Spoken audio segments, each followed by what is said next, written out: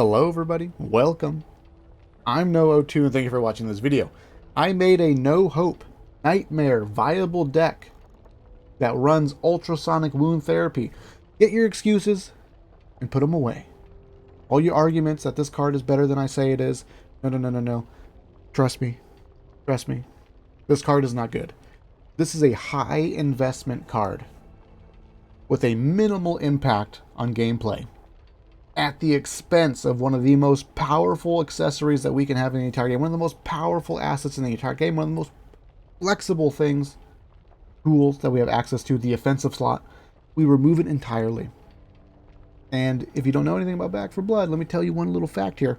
The best defense is a good offense. You know what's better than trying to heal somebody any amount of health? Blowing up the thing that was about to hurt them in the first place, right? And in that case, you just throw things and you're fine. Ultrasonic wound therapy, not a good card. Let's make it work. Be sure to check the timestamps for the juicy bits, suppressing fire, and film flow lead. That's the real money in this deck. Also, keep in mind that this deck was designed around the fact that we are going to be doing quick play. Random teammates, or the random pre-mades in the Discord for no hope mode, things like that. Random teammates. That's what we're working with here. So let's start at the top. Hazard pay. Hazard pay if you believe in yourself. Share the wealth if you believe in your teammates. Money grubbers if you're feeling lucky. Ultrasonic wound therapy for the memes. And then I figured if we're gonna be running this card, maybe we invest a little bit into it. Right? Let's try and make it work. Let's not just throw the card in and then put 14 cards in that are actually good and say, haha, I made it work. No, we're gonna invest a little bit into this. Pretty minimalist though. Pretty minimalist.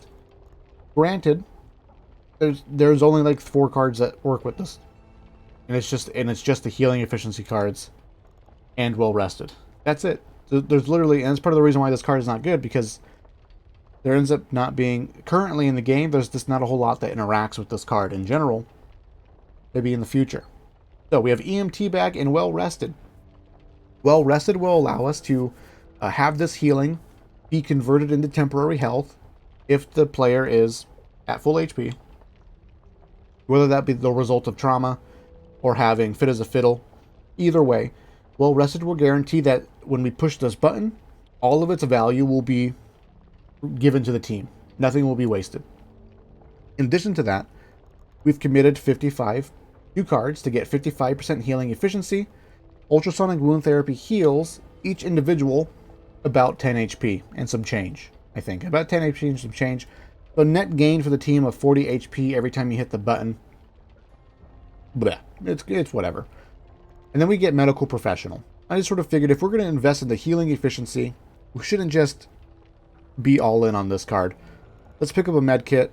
55% healing efficiency on a med kit. That's almost a full heal now when you pop a med kit on somebody. None of it goes to waste because of well rested, and we get to heal some trauma. And if we're in nightmare mode or somebody on your team is running an extra life, then we can restore it with the med kit or defibs. Kind of nice. It's kind of nice. So we've invested. We got our little baby support kit here, basically. A little scratches. We heal with this. For the big boy wounds, right? For the flesh wounds, we heal with a med kit. And that's about it for being a support in the most general sense here, right? Now to the juicy bits. The question is, how do we deal with mutations? How do we be a reliable contributor to eliminating mutations for our team without having to invest a gazillion cards into bullet damage or into damage in general without any throwables, right? We could be running these first 5 cards with the medical professional and then have the rest of our cards just be damage cards, right? And we could do that too, but that's boring. That's boring. As far as damage is concerned, we only have 2 cards invested into it, and that's all we need. And now we have lots of space to have other tools available to us. In fact, there's a lot of ways that this deck can potentially go, but I sort of leaned into the LMG thing pretty hard here. Suppressing fire. Damaging a Rin with an LMG or sniper rifle, why would you use a sniper rifle when you can use an LMG, has a 40% chance to slow Ridden near the target by 50% for 5 seconds. This also includes the target itself. 50% movement speed reduction is quite a bit. It's significant. It'll be very, very funny for you guys to see if you guys haven't seen it yet, it'll be a blast for you guys to see a bruiser trying to get to you when he's been slowed by suppressing fire. He's like basically standing in place. Very, very cool. Then we have fill him full of lead. And I'm probably going to make a separate video all about fill him full of lead. This is a card that I was most excited for. And there's some weird nuances to it as far as what weapons can actually achieve the max stacks of 20% of 20 buffs or whatever.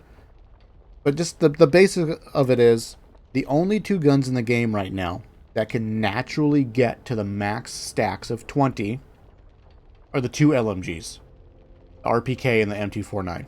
The only two guns in the game right now that even have a chance of getting to the max stacks of 20.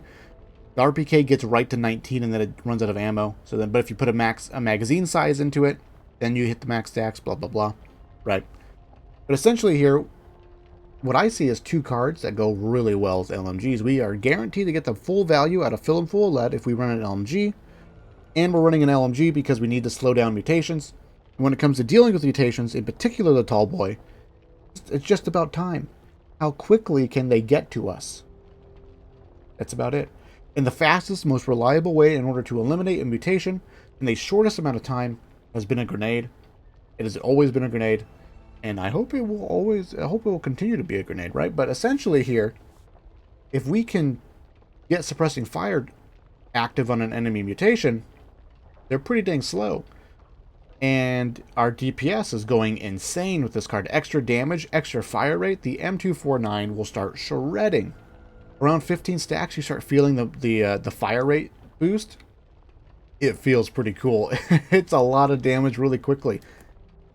Not necessarily the most ammo efficient, but we dish out the damage. It's insane how much damage you do with full and full of lead. And you're running an LMG. Next we have Shredder. Because if a tall boy shows up and he's in a sketchy spot, usually everyone starts shooting at it. And so we just sort of, between these three cards, between these two cards, got an extra, was it 35% bonus damage? And overall bonus damage for the team as well.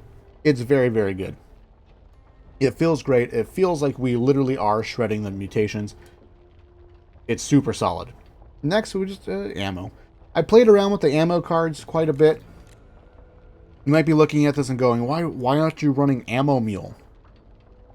I could never even get close to using all my ammo when I was running Ammo Mule. Now, granted, I'm pretty disciplined with my trigger. I wasn't just shooting things all willy-nilly. I only used my LMG when mutations were involved for the most part. For the most part. We are running in the zone, so we have a lot of potential crowd control with our LMG. But a pretty good trigger discipline. And I was popping ultrasonic wound therapy as often as I could, as often as it made sense. If somebody got a little scratch, I was hitting the button. Here, I have 8 points of temporary health. I don't care. And I could not burn through my ammo at all. So between, Ammo Mule and On Your Mark, I couldn't get rid of my ammo. I couldn't give it away for free. Couldn't get rid of it. And so I figured, so I tested it with Ammo Belt, and it's fine. It's totally fine. I don't know. So if you end up having ammo problems, run Ammo Mule. It's totally fine. But at this point, because I had literally zero ammo problems, I just went down a card so I can min-max my ability to reload my LMG. I really like having the LMG out. We could, in theory, run over in the zone. We could, in theory, run admin reload. But if you guys don't know anything about the LMGs, in particular the RPK, they're sort of a pain in the butt to put away and put back out. So when the poopy has hit the fan and things are happening really quickly, having your LMG in your pocket to reload and then having to pull it back out when it's done is sometimes a pain in the butt. And sometimes actually just slower than if we had max stacks and in the zone. So unload into a tall boy, empty, fill them full of holes or whatever, drop them, spend the rest of your magazine dealing with the horde, get those headshots because you're a gamer, and then reload really fast, and it feels great. It's super cool. I love in the zone with an LMG. It feels so awesome to get that maximum stack reload with it. Because you reload so fast. And then cold brew coffee. Again, swapping weapons is a pain in the butt with an LMG. Aim speed is a pain in the butt with an LMG. Reload speed is a pain in the butt with an LMG. So we have literally everything here that we want when it comes to dealing with an LMG in our inventory. So love cold brew coffee here. Then we pick up On Your Mark. And this is the real reason why I just never ran out of ammo. If we have, 50% bonus ammo, that increases the amount of ammo we get per horde with on your mark. We have tons and tons of ammo. Shoot the mutations. Activate ultrasonic wound therapy when people need it. That's about it. And so, for the most part, we're actually kind of set for both mutations and the horde. The LMGs are naturally good at dealing with horde events because they have lots of bullets and they shoot really fast. All we need to do is get into a good position. Run like hell, dash, solid, we're there. We're there before everyone else, and we're providing covering fire. Suppressing fire, really. And then Saferoom Recovery. I thought maybe we'll just go down the rabbit hole of being a support slightly more. I've come to really, really love Fresh Bandage. And Saferoom Recovery is also a card that I really, really loved in the past, and so I just sort of figured, when it comes to cards that can reliably restore trauma, there's not that many of them.